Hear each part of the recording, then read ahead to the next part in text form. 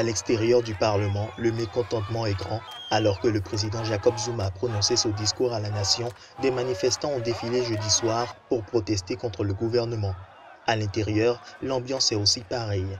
Le président sud-africain n'a pas le temps de lire son discours.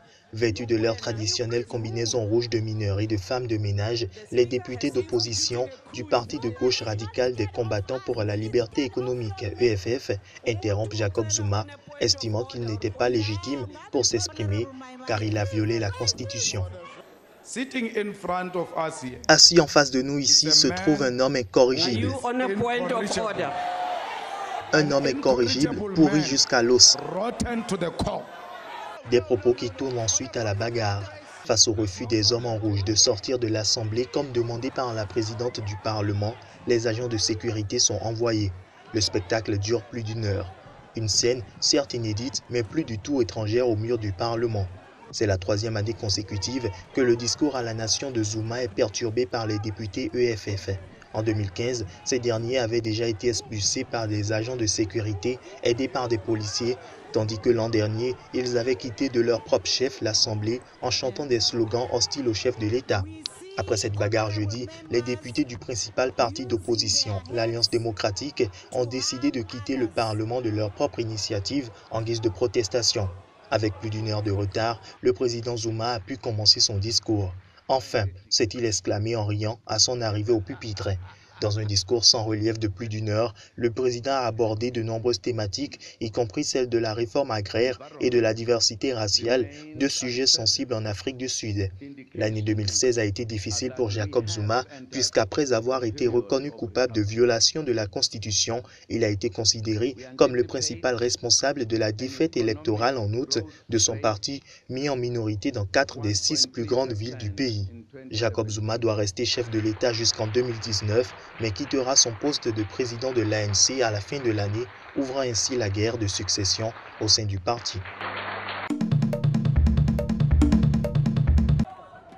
Le processus électoral ayant mené à sa victoire a beau avoir été taxé de corruption et manipulation, de nombreux Somaliens ont fêté son élection mercredi soir dans la capitale somalienne. Mohamed Abdullahi Mohamed est élu mercredi à la présidence de son pays. Aujourd'hui est un jour historique. Je suis très heureux. Ce jour est inoubliable parce que nous avons traduit la volonté du peuple somalien dans les faits. Nous avons provoqué le changement que tout le peuple souhaitait. Surnommé Farmajo, qui signifie fromage, Mohamed Abdullahi Mohamed est un ancien premier ministre et diplomate qui a promis de lutter contre la corruption et l'extrémisme islamiste, gangrénant ce pays en lambeaux de la Corne de l'Afrique. Dans un pays à la vie politique et sociale profondément clanique, ce candidat d'Arod, un des principaux clans du pays, succède à plusieurs présidents haouillés. L'administration du président sortant Hassan Sheikh Mohamoud est considérée comme une des plus corrompues qu'ait connue la Somalie. Il vous faudra continuer avec le nouveau président et continuer d'améliorer le pays. La démocratie doit aller de l'avant. Longue vie à la Somalie, longue vie à la Somalie, longue vie à la Somalie. Né en 1962 d'une famille issue de la région de Gédo, dans le sud du pays, cet homme est réputé populaire dans les rues de Mogadiscio. De son bref passage au poste de Premier ministre à 8 mois en 2010 et 2011, la population se souvient surtout d'un homme ayant créé une commission anticorruption, introduit des salaires mensuels pour les soldats, visité régulièrement des camps de déplacés et interdit tout voyage non essentiel à l'étranger pour les membres du gouvernement.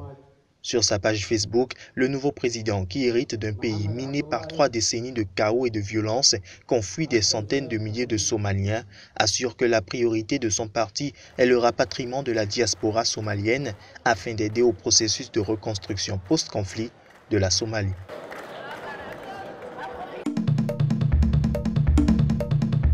Assisterait-on à un feuilleton de privation de liberté de la presse en Afrique ? Après le Bénin où 3 médias proches de l'opposition avaient été suspendus fin novembre début décembre avant d'être à nouveau autorisés à émettre fin janvier par l'autorité de régulation de l'audiovisuel béninoise, c'est maintenant au Togo voisin que la scène semble se répéter. La haute autorité de l'audiovisuel au Togo a retiré lundi les fréquences de 2 médias privés, LCF et Radio City FM, qui émettent depuis 10 ans. Selon l'institution, ces organes appartenant au groupe Sud Média n'auraient pas rempli les formalités préalables d'autorisation, situation difficile à vivre pour le personnel. au-delà du contentieux, au-delà de toutes les considérations que nous entendons par-ci et par-là, qu'il pourrait s'agir d'une lutte fratricide, d'une lutte entre deux éléphants, au-delà de ça, c'est la situation du personnel qui risque de se retrouver de fait au chômage. Et vous savez que dans notre pays, le taux de chômage est inquiétant. Selon le directeur du groupe de presse, cette décision ne respecte aucune règle. C'est une décision abusive. Elle est abusive du fait que le président, la personne du président de la haute autorité de l'audiovisuel et de la communication n'a aucune compétence pour prendre une décision de cette nature et la notifier à un organe comme le groupe Sud Média. Si nous n'étions pas en règle, il appartenait à la HAC depuis 2007 où on a commencé à émettre, de réagir. Et pourtant, nous avons toujours collaboré avec cette HAC-là.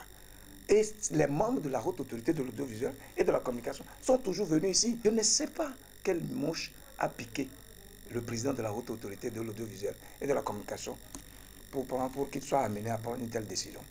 L'autorité de régulation avait déjà fermé plusieurs médias en 2013, notamment la radio Légende FM, pour multiples dérapages, affirmant qu'elle diffusait de fausses informations durant les législatives. Dans un communiqué, l'ONG Amnesty International a dénoncé lundi soir une attaque contre la liberté d'expression, estimant cette sanction disproportionnellement lourde au vu des faits reprochés.